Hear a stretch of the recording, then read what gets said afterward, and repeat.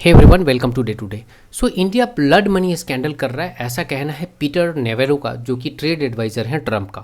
Now let us understand कि ऐसा इन्होंने क्यों किया। ऐसा इन्होंने इसलिए बोला क्योंकि इनका कहना है कि इंडिया से जो भी रशियन ऑयल परचेज किया जा रहा है, वो पैसा जो जा रहा है वो यूक्रेनियंस का ब्लड शेड करने के लिए इस्तेमाल किया जा रहा है।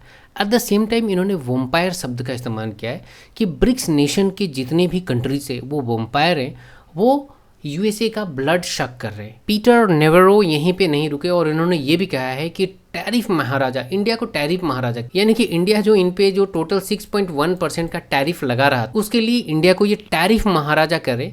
इन्होंने टैरिफ महाराजा कहीं से ये किसी डिक्शनरी से या गूगल करके इन्होंने ये वर्ड जो है वो निकाला है और कॉपी किया है। आप देखोगे बहुत सारे ऐसे सेलेक्टिव वर्ड्स का इस्तेमाल कर रहे हैं। अभी टैरिफ महाराजा कर रहे, इससे पहले कुछ दिन इन्होंने एक ऐसे ही स्टेटमेंट दिया था जिन्होंने ब्राह्मीण शब्द का इस्तेमाल किया था कि इंडियन ब्राह्मीण्स जो है उनको फ़ायदा हो रहा है फ्रॉम द रशियन ऑयल, और अब ये महाराजा पे उतर गए। तो ये सब कुछ जो है वो प्लान्ड है, और उस प्लान्ड रणनीति के तहत ही जो है आज के डेट में पीटर नेवेरो इस तरीके के स्टेटमेंट दे रहे हैं। नाउ 6.1% का जो नेट टैरिफ यूएस प्रोडक्ट पे इंडिया में लग रहा था, उसको इसके लिए इंडिया को ये टैरिफ महाराजा कह रहे हैं। वेयर इज़ ये 50% का टैरिफ लगा के बैठे हैं, और उसके लिए ये महाराजा होंगे, या फिर महाराजा तो इन्होंने इंडिया को ऑलरेडी बोला, उससे भी अगर कुछ महाराजा धीराज ऐसा कुछ होता होगा तो ये महाराजा धीराज ऐसा कुछ बन के बैठे हुए हैं इंडिया के ऊपर में 50% टैरिफ लगा के। कोई भी एक इंसान जो स्टेबल स्टेट ऑफ माइंड में होगा वो इस तरीके की बातें नहीं कर सकता है जिस तरीके की बात आज के डेट में पीटर नेवेरो कर रहे हैं।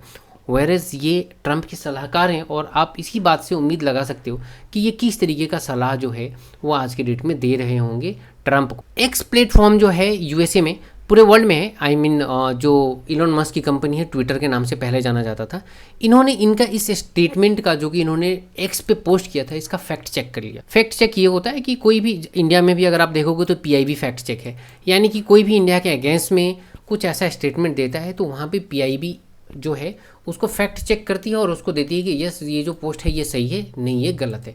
इनके फैक्ट चेक किया गया और एक्स ने इनका फैक्ट चेक में ये पाया कि ये जो रशियन ऑयल पे इंडिया को पनिश करने की बातें कर रहे हैं ये बिल्कुल बकवास है। बिकॉज आज के डेट में सबसे ज़्यादा जो ऑयल परचेज करने वाला कंट्री है दैट इज चाइना, और ये पूरे सभी को पता है। ये फैक्ट क्या चेक करना था, फैक्ट चेक करने का मतलब ये है कि इलॉन मस्क की जो कंपनी है एक्स, वो इनके अगेंस्ट में गई, और इसके लिए इन्होंने एक्स को और एलोन मस्क को जो है वो ब्लेम किया है, और कहा है कि आप लोग जो है वो इंडियन प्रोपोगेंडा को सपोर्ट कर रहे हो। नाउ आप खुद ये अंदाज़ा लगा लो कि जिस तरीके की बयानबाजी पीटर नेवेरो कर रहे हैं पिछले 1 महीने से, तो प्रोपोगेंडा कौन चला रहा है? पीटर नेवेरो चला रहे हैं या फिर इंडिया चला रहा है? It's a very clear.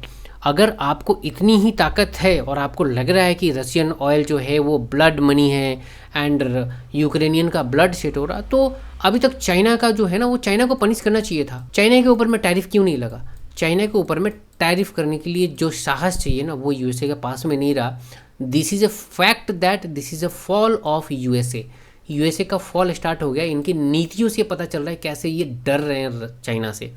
इनका डर जो है वो साफ दिख रहा है यहाँ पे। नाउ आपने और भी देखा होगा, एक स्टेटमेंट रिसेंटली आया है कि जो भी रशियन ऑयल परचेज करने वाले कंट्रीज हैं उनको हम और भी पनिश करेंगे। यानी कि आप देखेंगे, देखिए पनिश किससे करेंगे? ये ब्रिक्स नेशन को ये पनिश करेंगे।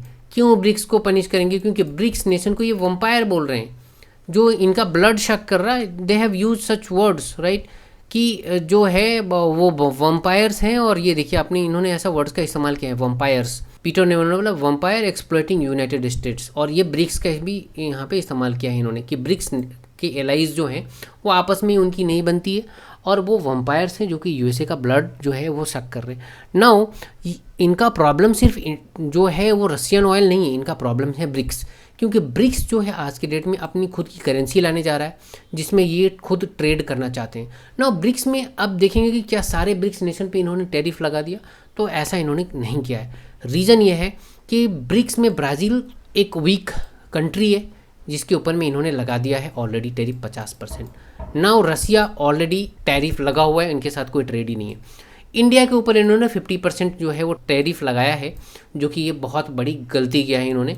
ये पूरे वर्ल्ड को दिख रहा है कि किस तरीके से इनके यहाँ पे इन्फ्लेशन बढ़ रहा है। ओबियसली इंडिया को भी प्रॉब्लम हो रहा है, बट इनके साथ में इनके यहाँ भी प्रॉब्लम होना निश्चित है, यूएसए में भी प्रॉब्लम होना निश्चित है। नाउ अगर आप देखेंगे चाइना के ऊपर इनकी साहस है नहीं, ऑलरेडी हम लोग डिस्कशन कर चुके हैं। एंड अगर हम बात करें साउथ अफ्रीका की, तो साउथ अफ्रीका की बात करें तो साउथ अफ्रीका के प्रेसिडेंट का तो इन्होंने ऑलरेडी बहुत जलील किया था अपने व्हाइट हाउस में बैठा के, रिगार्डिंग द वाइट फार्मर्स का जो भी मास मर्डर हुआ है साउथ अफ्रीका में, तो उसके ऊपर में काफ़ी इनका जो है जलील हो चुका है। बट स्टिल जो है ये अभी भी यूएसए के गोद में बैठे हुए हैं। अभी तक ये खुल के जो है वो यूएसए के अगेंस्ट में नहीं है, शायद इनकी ताकत नहीं है, वो क्षमता नहीं है, दैट इज़ द रीज़न। आज के डेट में जो यूएसए की प्रॉब्लम है वो प्रॉब्लम सिर्फ ऑयल नहीं है, इंडिया नहीं है, ब्रिक्स प्रॉब्लम है इनका, क्योंकि ब्रिक्स को ये बढ़ना नहीं देना चाहते हैं, क्योंकि अगर ब्रिक्स बढ़ेगा तो इंडिया और चाइना और ये सारे जो भी मेंबर कंट्री है ये काफ़ी आगे निकल जाएंगे, इन्हें पता है। और ये नहीं चाहते कि कोई भी कंट्री आगे निकले, इनकी बराबर भी कोई ना पहुंच जाए, इनसे ऊपर निकलने की तो ये सोच भी नहीं सकते कि कोई कंट्री निकले,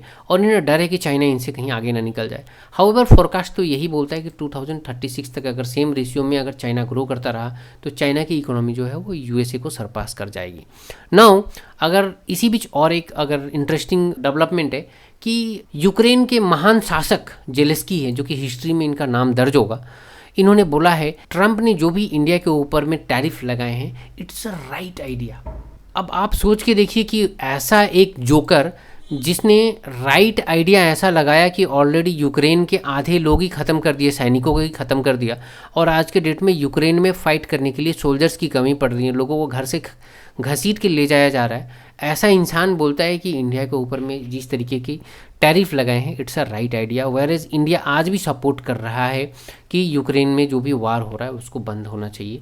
इंडिया कभी भी खुल के यूक्रेन के अगेंस्ट में नहीं आया, बट क्योंकि इंडिया रसिया से ऑयल परचेस कर रहा है तो ये बोल रहे हैं कि ये राइट आइडिया है। बट वही यूक्रेन, वही जेलेस्की ये नहीं बोल रहे हैं कि ये गलत आइडिया है कि यूएसए भी जो है वो आज के डेट में भी रसिया से जो है वो यूरेनियम खरीद रहा है, आज के डेट में भी उनसे फर्टिलाइज़र खरीद रहा है। वो राइट आइडिया है, यानी कि यूएसए परचेज करे वहाँ से सामान, सब कुछ सही है, लेकिन इंडिया परचेज अगर करे तो उसके ऊपर में टैरिफ लगा दो, क्योंकि वो गलत। तो इस तरीके की इनकी मानसिकता है पूरे वेस्ट की। यही रीज़न है कि चाइना ने काफ़ी पहले से अपने आप को प्रिपेयर करना स्टार्ट कर दिया था, वेयरएज इंडिया थोड़ा सा पीछे छूट गया है। बट इंडिया का स्टैंड बिल्कुल क्लियर है कि भाई किसी के सामने झुकेंगे नहीं। सो इस मैटर में अगर कुछ भी डेवलपमेंट होता है तो I will bring a video for you. अगर आप इस वीडियो से कुछ सीख पाए प्लीज़ लाइक एंड सब्सक्राइब जरूर करें। Thank you very much.